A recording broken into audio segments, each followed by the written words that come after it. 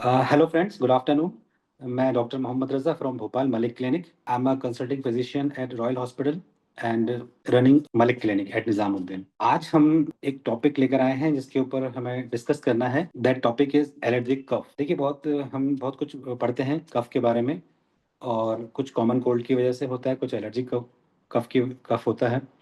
हम सबसे पहले जानेंगे कि व्हाट इज़ एलर्जी एक्चुअली ना, कि एलर्जी क्या होता है. बहुत से स्मॉल पार्टिकल्स जब हमारे एयरवे में आते हैं, वेदर दे आर हार्मलेस और हार्मफुल, सम टाइम हमारी बॉडी उसको रिएक्ट करती है. तो जैसे आपने देखा होगा स्नीजिंग आना और कफ होना, तो वो स्मॉल पार्टिकल को बॉडी रिमूव करने के लिए हमारा auto immune system reflex mechanism produce करता है, दैट इज कफ, है ना. बट क्या होता है जब ये कफ किसी एलर्गन्स की वजह से आए, लाइक अगर आप देखें कि डस्ट पार्टिकल की वजह से आ रहे हों या फिर पोलन ग्रेन की वजह से आ रहे हों, तो उस कंडीशन में ये कफ एलर्जी की वजह से हो सकता है. और सम टाइम कोई इन्फेक्शन होता है जिसमें जैसे कोल्ड इन्फेक्शन हो गया, कॉमन कोल्ड वगैरह, इसमें जो कफिंग होती है इन्फेक्शन की वजह से हो सकती है, राइट. अभी हम देखेंगे कि एलर्जिक कफ में क्या सिम्टम्स हमें दिखाई देते हैं. आप देखोगे स्नीजिंग आएगी और इची आई होगी, रैशेस आ सकते हैं, रनिंग नोज रहेगा. इसमें जो कफ होगा वो काफ़ी लंबे टाइम तक के लिए परसिस्ट कर सकता है. सम टाइम हम देखते हैं कि कुछ कफ ऐसा होता है जिसमें स्पुटुम भी आता है, दैट इज वेट कफ. वो इन्फेक्शन के केस में देखने को मिल सकता है. वैसे तो कफ देखा जाए तो एक नॉर्मल फिनोमेना है जिसके अंतर्गत हम देखते हैं कोई भी अगर डस्ट पार्टिकल या एलर्जी पार्टिकल हमारे एयरवे में आते हैं तो हम स्नीज करके या उसको निकाल देते हैं, नॉर्मल फिनोमेना. बट अगर कोई पेशेंट किसी पर्टिकुलर सब्सटेंस को लेके एलर्जिक है, लाइक वो फूड भी हो सकता है, डस्ट पार्टिकल भी हो सकते हैं, माइट भी हो सकता है, अन्य पार्टिकल भी हो सकते हैं, और उस पार्टिकल को लेकर बॉडी रिएक्ट करती है, दैट इज एलर्जिक कफ. तो ड्राई कफ रहेगा, लॉन्ग टाइम के लिए रहेगा, ऐसा हो सकता है उसमें, राइट. जो एलर्जिक कफ होते हैं वो हम एक पर्टिकुलर सीजन में देख सकते हैं, लाइक किसी को अगर विंटर में अगर कफिंग आती है या फिर किसी पर्टिकुलर थिंग से, लाइक अगर कोई फूड है, पर्टिकुलर फूड है, उसको उससे एलर्जी होती है, तो वो एलर्जिक कफ हो सकता है. तो मैं सबसे पहले बताऊंगा कि एलर्जी होती क्या है. जब भी कोई एलर्जन पार्टिकल्स हमारी बॉडी के अंदर इंटर होता है तो हमारी बॉडी उस पर, हमारा इम्यून सिस्टम उस पर रिएक्ट करता है. और जब वो पार्टिकल रेस्पिरेटरी ट्रैक्ट के अंदर जाकर सेल से अटैच होता है तो बॉडी की जो मास सेल्स होती हैं वो एक हिस्टामिन प्रोड्यूस करती है, जिसकी वजह से वहाँ पे स्वेलिंग आती है. अब स्वेलिंग आने के बाद फिर वहाँ पे कफ हो सकता है, राइट. फिर हम आगे देखते हैं कि जो एक एलर्जिक कफ होता है ये एक्चुअली किसी इन्फेक्शन की वजह से नहीं है, ये किसी पर्टिकुलर थिंग की वजह से है जिसके जिसके लिए हमारा इम्यून सिस्टम जो है रिएक्ट करता है, तो वो एलर्जिक कफ है.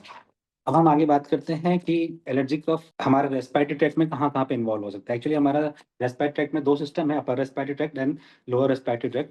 तो अगर अक्सर ये देखा गया है कि जो एलर्जिक कफ होगा वो अपर रेस्पिरेटरी ट्रैक्ट तक ही इन्वॉल्व रहता है.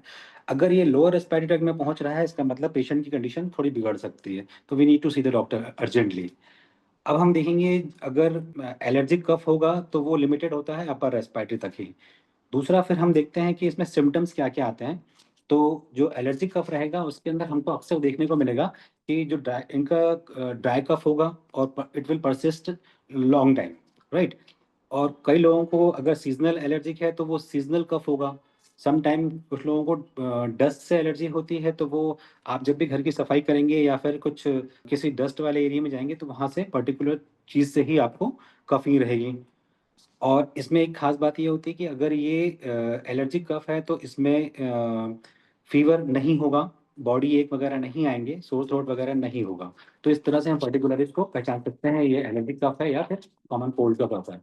अब हम देखेंगे कि जो एलर्जिक कफ़ होता है उसको कौन-कौन से सब्सटेंस ट्रिगर करते हैं, है ना? ट्रिगर. तो हम देखेंगे इसके ट्रिगर, तो हमने देखा है कि जो हम कई बार हमारे घर में कुछ पेट होते हैं, तो पेट डेंडर जो होता है, लाइक उसके जो स्किन के ऊपर फर हो या हो, तो उससे भी कई लोगों को एलर्जी होती है. तो अगर किसी के घर में बिल्ली है, डॉग है, या उसकी वजह से अगर उसका जो पेट डेंडर है वो पेशेंट के रेस्पिरेटरी में पहुँचता है तो उससे उसको एलर्जी हो सकती है और उनको खाँसी हो सकती है. फिर डस्ट माइट्स होते हैं, जो डस्ट में माइट्स होते हैं उसकी वजह से अगर वो डस्ट में एक्सपोज़ होता है तो उसको हो सकती है. दूसरा पोलन है, अगर मान लो किसी को रेनी सीज़न में या किसी पर्टिकुलर सीज़न में स्नीज़िंग हो रही है, कफिंग हो रही है, तो it could be because of pollen, right. Mould है, उससे हो सकती है. और सम टाइम देखा है कि कई पेशेंट ऐसे होते हैं जिनको फूड पार्टिकल से भी एलर्जी होती है. बहुत सारे डेयरी प्रोडक्ट लेने से उसको एलर्जी हो जाती है और खाँसी वगैरह स्टार्ट होती है सम टाइम. इसके लिए हम जो मेडिकेशन यूज़ कर सकते हैं, so first of all I will recommend you to visit doctor only, है ना? बिकॉज़ अगर आप डॉक्टर के पास जाओगे तो वही आपको एग्ज़ैक्टली बता पाएगा कि ये एलर्जिक कफ है या फिर कॉमन कोल्ड की वजह से कफ है या फिर कोई रेस्पिरेटरी ट्रैक्ट इन्फेक्शन है सीवियर वाला। मैं आपको रिकमेंड करूँगा कि सबसे पहले डॉक्टर को ही विज़िट करें। अगर आप डॉक्टर विज़िट नहीं कर सकते हैं तो आपको मैं कुछ छोटे टिप्स दूँगा जिसकी वजह से आप अंदाज़ा लगा सकते हो ये एलर्जिक कफ है या कॉमन कोल्ड है। सबसे पहली चीज़, अगर इसमें साइन ऑफ इन्फेक्शन है, लाइक अगर फ़ीवर आ रहा है, हेडेक हो रहा है, तो आप एक बार सोच सकते हो कि ये कॉमन कोल्ड है और इसका कोई रेस्पिरेटरी इन्फेक्शन भी हो सकता है।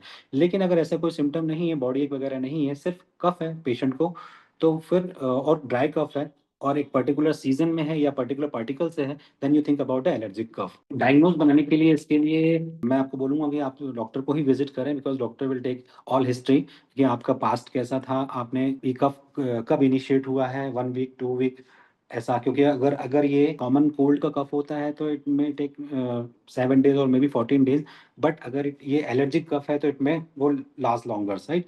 तो वो एलर्जी, और वो जब भी आप कोई एलर्जन से हो रहा है, सपोज़ अगर आपको डस्ट पार्टिकल से कफ हो रहा है और वो डस्ट पार्टिकल जब तक आप उससे एक्सपोज़ होते रहेंगे तब तक वो कफ बना रहेगा, राइट? लाइक आपको सीज़नल है, पोलन से हो रहा है, रेनी सीज़न में हो रहा है, तो जब तक रेनी सीज़न रहेगा और आप उससे एक्सपोज़ होते रहोगे तब तक ये कफ बना रहेगा।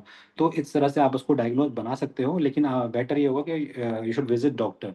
आप डॉक्टर के पास जाओगे तो वो डॉक्टर आपसे प्रॉपर हिस्ट्री लेगा कि ये कफ कब स्टार्ट हुआ, क्या आपको फ़ीवर साथ में था क्या? या आपको थ्रोट में पेन हुआ था क्या? कोई स्वेलिंग थी क्या?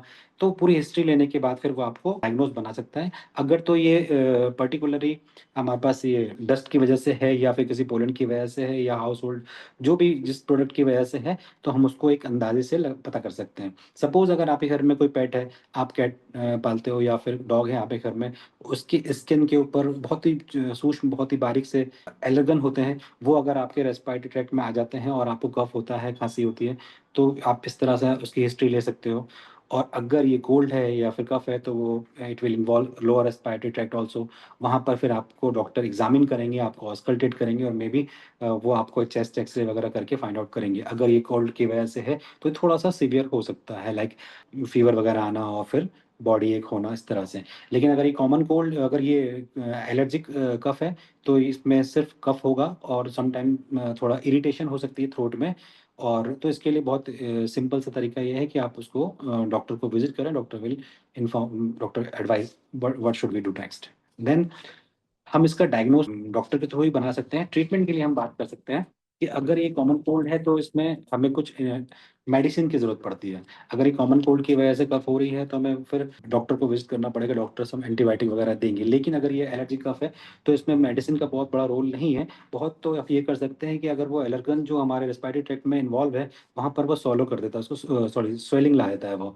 तो हम थोड़ा-सा एंटी इन्फ्लेमेटरी ड्रग कोई सी यूज़ कर सकते हैं, एंटी हिस्टामिनिक यूज़ कर सकते हैं। जैसा कि मैंने आपको बताया, जब एलर्जन हमारे रेस्पिरेटरी ट्रैक्ट में जाके अटैच होते हैं, तो वहाँ पर वो थोड़ी स्वेलिंग रहती है। अब वो स्वेलिंग जो है रेस्पिरेटरी ट्रैक्ट को थोड़ा नैरो कर देती है। नैरो करने की वजह से वो वहाँ पर कफ़िंग होगी उसको। तो हमें सबसे पहले उसके जो स्वेलिंग है उसको कम करना पड़ेगा और फिर साथ में जो भी अपन एलर्जिक कुछ मेडिसिन लेंगे, तो उससे अपन को हेल्प मिल सकती है। अब हम देखते हैं इसके लिए ट्रीटमेंट के लिए कि कुछ मेडिसिन है हमारे पास, लाइक एंटीहिस्टामिनिक है, कफ सिरप वगैरह, डिकंजेशन वगैरह यूज़ कर सकते हैं हम लोग, नेबुलाइज़ कर सकते हैं। तो इस तरह से हम पेशेंट को ट्रीट कर सकते हैं वेल। आपको डिफरेंशिएट करना आना चाहिए कि ये एलर्जिक कफ है या फिर किसी कॉमन कोल्ड की वजह से। डिफरेंशिएट करने के लिए आप अक्सर पेशेंट को खुद ही अपने ऊपर ध्यान देना चाहिए कि वो अगर किसी पर्टिकुलर फूड से अगर उसको एलर्जी है, तो वो एलर्जी वो अपन रिपीट होती रहेगी बार-बार। लाइक हम बहुत सारे हमने पेशेंट देखे हैं ऐसे कि जिनको पोलन से एलर्जी होती है, तो वो पोलन के कॉन्टैक्ट में आने के बाद बार-बार उनको कफ होता रहता है और दूसरे एलर्जी लाइक इचिंग होगी बॉडी के ऊपर और दूसरे जो सिम्पटम्स हैं वो आते रहते हैं। तो बेटर है कि हम खुद उसको रीड करें कि आज हमने क्या पहना है, हमें किसी सब्सटेंस से एलर्जी हो रही है, हमने आज क्या खाया है और हमने क्या चीज़ यूज़ करी है जिसकी वजह से हमें एलर्जी हुई है। तो अगर आप एक रिकॉर्ड बनाना स्टार्ट करते हैं तो you will come to know कि आपको किस चीज़ से एलर्जी और किसकी वजह से खाँसी हो सकती है। I think it was all. Allergic cough है, तो हम इसको मोस्ट ऑफ द टाइम तो डायग्नोज़ बना लें खुद ही।